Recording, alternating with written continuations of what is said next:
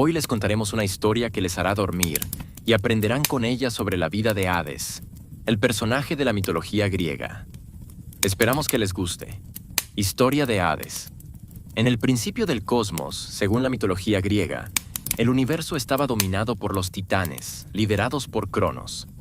Cronos era el más joven de los titanes, hijo de Urano, el cielo, y Gea, la tierra, y temía ser destronado por sus propios hijos, como él mismo había derrocado a su padre. Para evitar su destino, Cronos devoraba a cada uno de sus hijos recién nacidos. Fue así como nacieron Hestia, Deméter, Hera, Hades y Poseidón, quienes fueron tragados uno por su padre. Sin embargo, Rea, esposa de Cronos y madre de estos hijos, ideó una artimaña cuando nació su hijo menor, Zeus. En lugar de entregarle al niño, le dio a Cronos una piedra envuelta en pañales. Cronos, creyendo haber devorado a su hijo, no sospechó nada. Mientras tanto, Zeus fue escondido y criado en secreto en una cueva del monte Ida en Creta.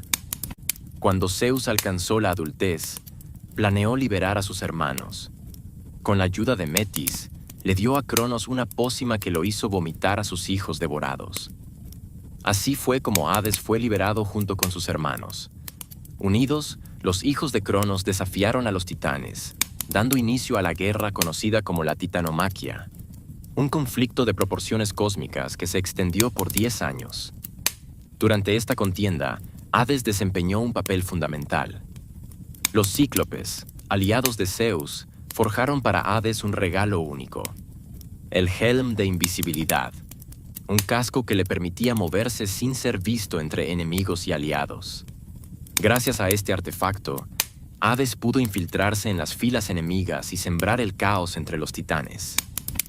La batalla culminó cuando los olímpicos, junto con sus aliados, encerraron a los titanes derrotados en el Tártaro, una región profunda y oscura del inframundo custodiada por los hecatónquiros.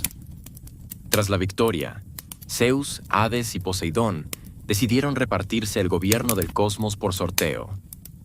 A Zeus le correspondió el cielo, a Poseidón el mar, y a Hades el inframundo, el reino de los muertos. Aunque este reparto fue equitativo, el papel de Hades se percibía con cierta distancia. El inframundo era un lugar sombrío, no por maldad, sino por la naturaleza misma del ciclo de la vida y la muerte. A partir de ese momento, Hades se convirtió en el soberano absoluto del reino subterráneo, un dominio necesario pero temido por mortales y dioses. El inframundo estaba dividido en varias regiones. El río Estigia marcaba una de las fronteras fundamentales. Las almas cruzaban este río en la barca de Caronte, el barquero del Hades. Solo aquellos que hubieran recibido ritos funerarios apropiados y tuvieran un óvulo como pago podían acceder al otro lado. Cerbero, el perro tricéfalo, custodiaba la entrada, impidiendo que las almas escaparan y que los vivos ingresaran sin permiso. El inframundo se organizaba en distintas áreas. El Tártaro, una prisión profunda donde se castigaba a los criminales y enemigos de los dioses. El Asfódelos, donde residían las almas comunes sin gloria ni condena. Y los Campos Elíseos, un paraíso reservado para los héroes y los virtuosos. Hades presidía este orden con imparcialidad y justicia. No era un dios malévolo, sino un regente del destino final de todos los mortales. Con el tiempo, Hades también fue conocido como Plutón, especialmente entre los romanos, destacando su aspecto como dios de la riqueza, ya que de las profundidades de la tierra brotaban metales preciosos, gemas y fertilidad agrícola. Sin embargo, en la tradición griega clásica, su nombre se pronunciaba con temor o evitación, por respeto al poder que representaba. No era común rendirle cultos públicos, aunque existían santuarios especiales, como el Necromanteion, donde se realizaban rituales para comunicarse con los muertos. Hades mantuvo siempre una figura distante del resto de los olímpicos. Su papel no era el del guerrero como Ares ni el del protector de los dioses como Zeus, sino el del garante del orden invisible que sustentaba el equilibrio del mundo. Desde las profundidades de su reino, Hades velaba porque las almas siguieran su curso y que el equilibrio entre el mundo de los vivos y el reino de los muertos nunca se rompiera. El episodio más célebre en la historia de Hades es, sin duda, el rapto de Perséfone, mito que explica el origen de las estaciones y revela mucho sobre la personalidad y el papel del dios del inframundo. Perséfone, también conocida como Core en algunos relatos, era hija de Deméter, diosa de la agricultura, y Zeus. Su belleza era tan deslumbrante que atrajo la atención de Hades, quien desde su reino subterráneo comenzó a desearla como esposa. Sin embargo, el carácter sombrío del inframundo y el temor natural hacia Hades hacían improbable que Perséfone aceptara por voluntad propia.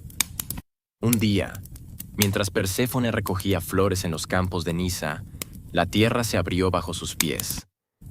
Desde las profundidades surgió Hades en su carro tirado por caballos negros.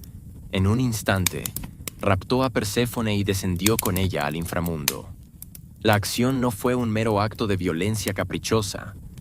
En algunas versiones, Zeus había consentido en silencio al rapto, sabiendo que Hades, como rey del inframundo, deseaba tener una consorte a su altura. Este rapto provocó una crisis de enormes proporciones.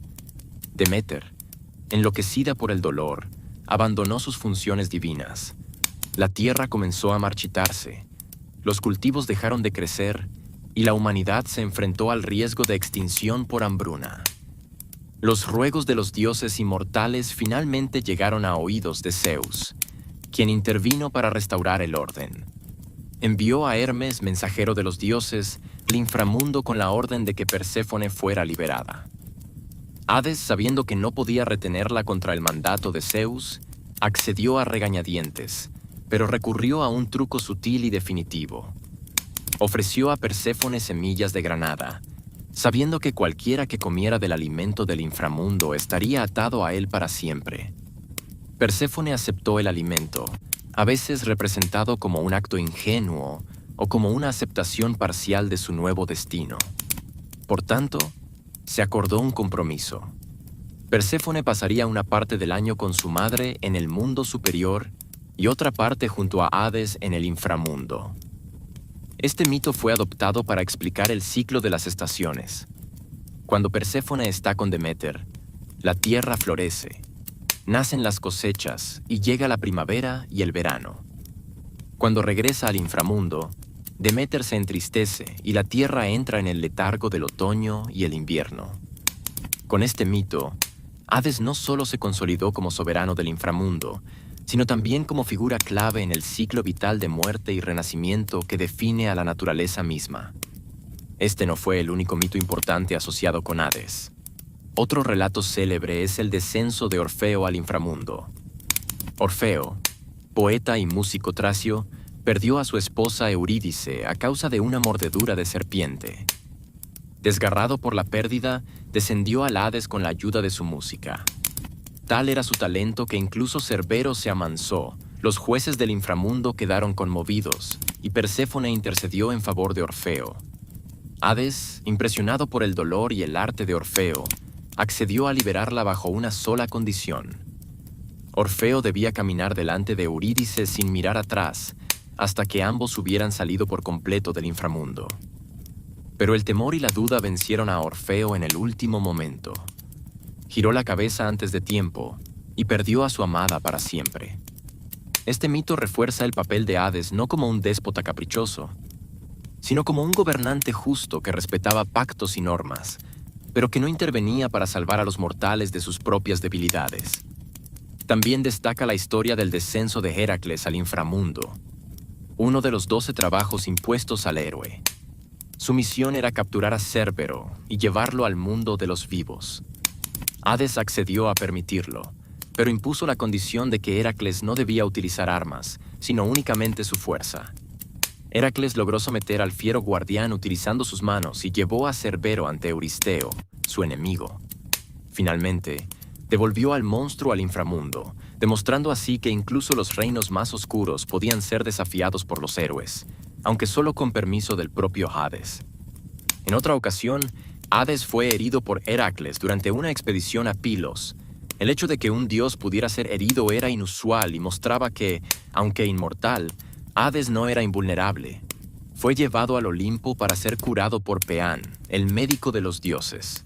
Este episodio es una rareza dentro del corpus mitológico, pero sirve para demostrar que el equilibrio entre dioses y héroes era una parte fundamental de la narrativa griega.